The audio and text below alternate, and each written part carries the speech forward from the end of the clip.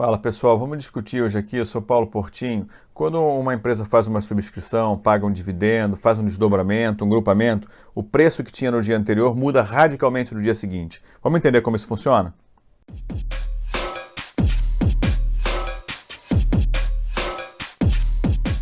Então, gente, vamos dar uma olhadinha nos nossos slides para a gente ver as definições que a gente vai trabalhar hoje, tá ok? Ó, o PCOM vai ser o preço de fechamento com os direitos. E o PX vai ser o preço teórico do ativo ex-direitos. Tá? Subscrição é uma emissão de novas ações para captar recursos. Bonificação é emissões de ação por incorporação de reservas de lucros ou outros recursos que são normalmente distribuídos gratuitamente aos acionistas. Tem o pagamento de dividendos e juros sobre capital próprio. E aqui vamos entender como é que funciona a diluição, que é perda de direitos por não participar dos aumentos de capital. Quando a empresa tem um evento societário são essas questões: aumento de capital, subscrição, pagamento de dividendo. Normalmente, um direito que o acionista atual tem, que outras pessoas não têm, acabam estando envolvidos no valor da ação. E às vezes esse direito vale muito, como um dividendo extraordinário, por exemplo, ou como uma subscrição muito barata, por exemplo. A Itaúsa vai aumentar o capital dela em 5%, em 10% do capital, e a ação está R$ 11,50. Ela permite aos atuais acionistas que participem dessa subscrição pagando R$ 6,00. Quer dizer, você, acionista, tem um direito que outras pessoas não têm. Então, o que acontece? Na hora que a gente... enquanto essa ação tem o direito, está com o direito dentro dela, se o acionista vender, ele perde o direito. Então, o que a Bolsa faz? Como esse direito às vezes é muito valioso, então uma ação está R$ 30,00, paga R$ 3,00 de dividendo. Cara, no dia seguinte, ela valia R$ 30,00 no dia seguinte ela não tem mais o direito de 3. Então, no dia anterior, ela carregava aqueles R$ 3,00. Não é? O que acontece? A pessoa pode ficar sem saber o que está acontecendo e comprar de forma equivocada, se ele é induzido a erro quando achar abrir o home broker dela, quando abrir o book de ofertas dela. Eu já vi acontecer isso com a Itaú 3, uma empresa muito pouco negociada, né? Ela deu uma bonificação, um desdobramento, eu não lembro, acho que foi uma bonificação, e ela fechou a R$ 30,00, ela deveria ter aberto a 25 por preço teórico. Realmente ela abriu a 25, só que a pessoa que estava com a cabeça no dia anterior, lembrando dela 30, infelizmente acabou comprando de alguém que estava vendendo a 30. Né? Então a Bolsa fez tudo que ela podia. A Bolsa colocou como preço inicial 25. Na hora que você dá uma oferta de 30, ela vai te dizer que você está pagando 20% a mais do que o preço de mercado. Só que você inadvertidamente, você por distração, acabou comprando muito mais caro. Você não, a Bolsa fez o ajuste. Agora imagina se a Bolsa não fizesse o ajuste. Todo mundo tivesse que fazer, como os ajustes que nós vamos ver agora, todo mundo tivesse que fazer de cabeça esses ajustes para saber o que seria justo de um dia para o outro, tá certo? Então, esses ajustes teóricos que a Bolsa faz é para evitar que o investidor seja induzido a erro por um evento societário que antes havia o direito incorporado na ação e depois daquele dia não tem mais. Tá? Vamos ver os principais ajustes aqui. Os dividendos deliberados pela Gerdau, referentes ao terceiro TRI de 2006, seriam de R$ 231 milhões ou 35 centavos por ação. Eles seriam pagos em 30 de 11 de 2006 sobre as posições detidas em 21 de 11. Ou seja, qual é o PCOM? O preço com o direito do fechamento no dia 21 de 11. Foi R$ 33,69. Qual o dividendo que ele vai pagar? 0,35. O que significa isso? No dia seguinte, no dia 22, a ação está ex. Ou seja, a ação não incorpora mais, não tem mais aquele dividendo. Então, obviamente, aquilo ali não pode mais estar dentro do preço teórico da ação. Então, a conta é ridiculamente fácil, né? O preço X vai ser o preço com menos o dividendo. Então, no dia seguinte, vai acontecer o quê? Ali, ó. PX 33,69 menos 0,35, 33,34. Esse é o valor teórico. A abertura foi de 33,50. Então, volta aqui para mim. O que a Bolsa fez? A Bolsa só indicou para ele o seguinte, ó. O valor justo teórico é 33,34. Tá? A pessoa compra o que ela quiser. Ela pode achar que pagou o dividendo, mas eu continuo gostando dessa empresa e vou comprar por 33,50, que foi exatamente o que aconteceu. Tá? O ajuste é somente para que a Bolsa consiga mostrar para a pessoa no dia seguinte qual seria o preço justo daquela ação sem aquele direito, porque ela não incorpora mais aquele direito. Tá, vamos ver um exemplo um pouquinho mais difícil. Bonificação. O Conselho de Administração da Gerdau, em 31 de março de 2006, aprovou o aumento de capital social. mediante capitalização de reservas de lucro, com emissão de novas ações, a título de bonificação. Com isso, o capital social passou de 5,21 para 7,81, tudo bem, isso não é importante para nós. A bonificação foi na proporção de 50%, ou seja, foi creditada uma nova ação para cada 2 ações possuídas. A partir de 13 de abril, as ações já eram negociadas ex-bonificação. Então aqui, ó, o preço com era 52,60, o fechamento do dia 12, né, o dia em que você ainda tem o direito. O percentual de bonificação é de 50%, meio, né? E o preço ex vai ser, segundo aquela formuleta ali, o preço com dividido por 1 mais o percentual de bonificação, que é 0,5. Então, dá 35,07. Esse é o valor teórico. A cotação de abertura foi um pouquinho menor, foi 34,98. Então, volta para mim aqui. Nesse caso específico, que acontece com muita frequência, principalmente se as ações vão subindo, porque se a ação vai para 100, 200, R$1.000, ela fica complicada de comprar, então as empresas fazem essas bonificações, fazem também desdobramentos, fazem grupamentos, dependendo da necessidade dela. Essas questões acontecem demais. E realmente, se a pessoa, muita gente que não participa do dia a dia da vida societária da empresa, às vezes vê uma empresa que valia R$60 valendo 30.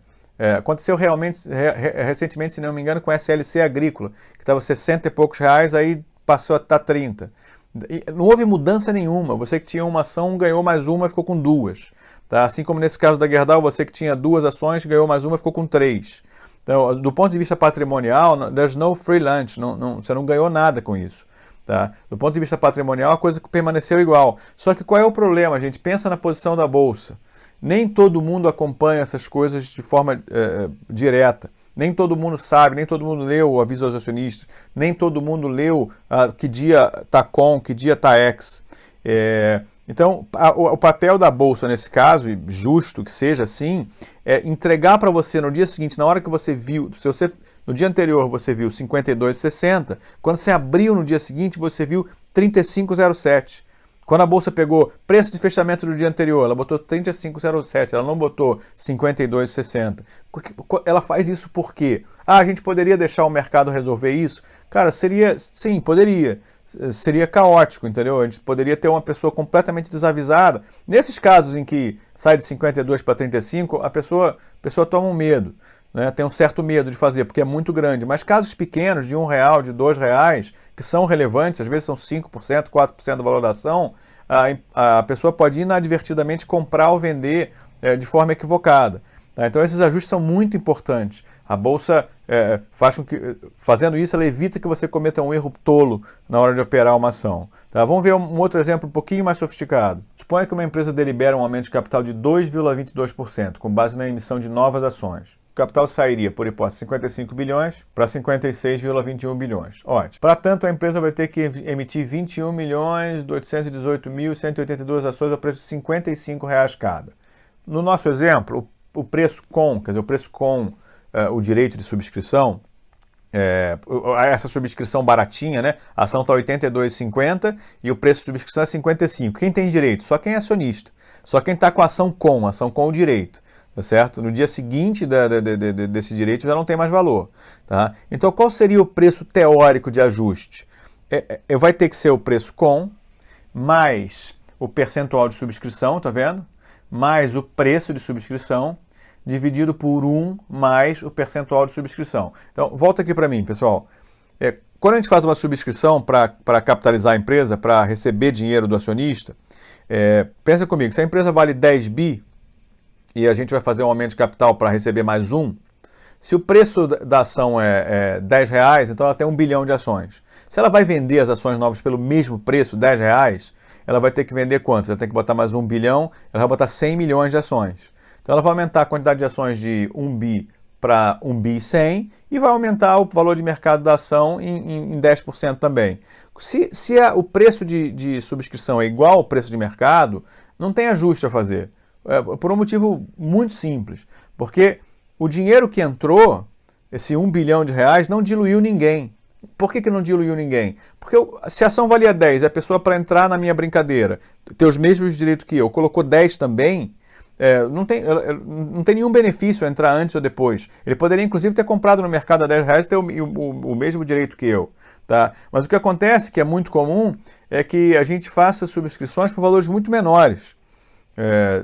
Nesse caso aqui, em vez de 82,55, só que você faz subscrições pequenas. Então isso aqui costuma ser um diferencial e um benefício para as pessoas que participam dessas sociedades há muitos anos. Só que do ponto de vista teórico, pessoal, do ponto de vista teórico, a bolsa ajusta. Então se você fizer um aumento de capital de 10% com valor muito baixo na ação na emissão de ações, de novas ações, no dia seguinte a bolsa vai mostrar isso com um ajuste.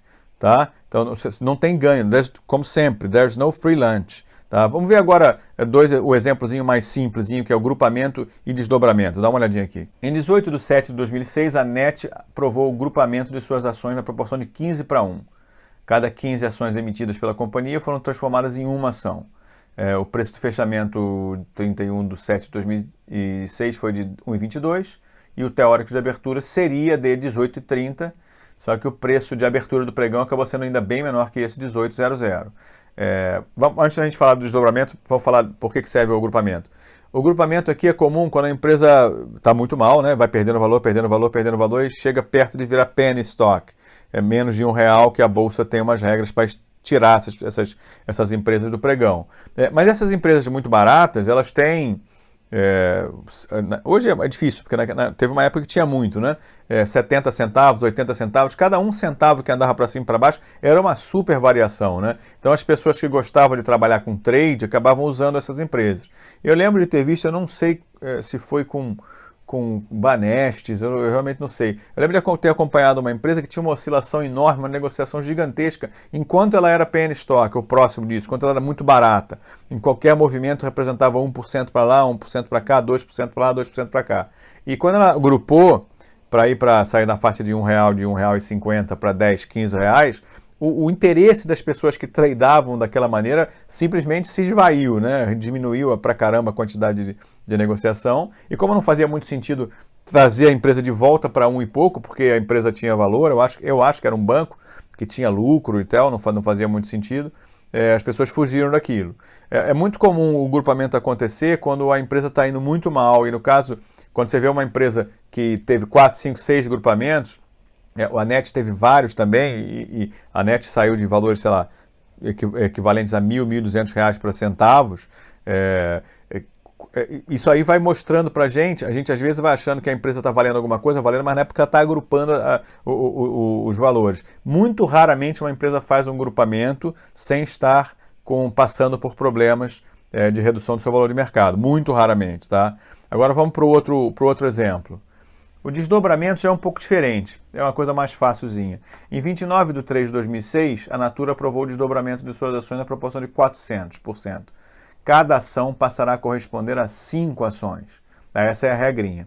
O preço de fechamento de 30 de 3 de 2006 foi 125, o preço teórico de abertura seria 25 e o preço de abertura do pregão de fato foi 25,73. Volta aqui para mim. O que significa isso aí? Isso aqui é o contrário. Quando uma empresa está perdendo valor, ela junta para a gente poder ter uma percepção melhor do valor dela no mercado e para ela não virar penny stock. Quando uma empresa está crescendo, esses valores de 125, 150 reais dificultam a negociação, porque normalmente as negociações onde tem mais liquidez são as negociações de lotes de 100 ações. E 100 ações num lote a R$125, estamos falando de R$12.500, o que, às vezes, se você tem uma carteira de 100 mil, de 150 mil reais, um movimento desse é um movimento que representa bastante da sua carteira. Então, isso afasta investidores médios, investidores pequenos e investidores médios. Então, o que a empresa faz? Isso é comum demais, praticamente todas as empresas fazem, tentar se manter num patamar de 17 a 35 reais, para as pessoas, para ter um pouquinho mais de liquidez. Então, quando a empresa dispara, normalmente ela faz um desdobramento desse aí. Tem outras formas de fazer também, mas o desdobramento é uma coisa direta. Você dá um percentual qualquer lá e você aumenta a quantidade de ações e diminui o valor por ação. Isso é um ajuste que a Bolsa também faz. Um ajuste que a Bolsa também faz automaticamente.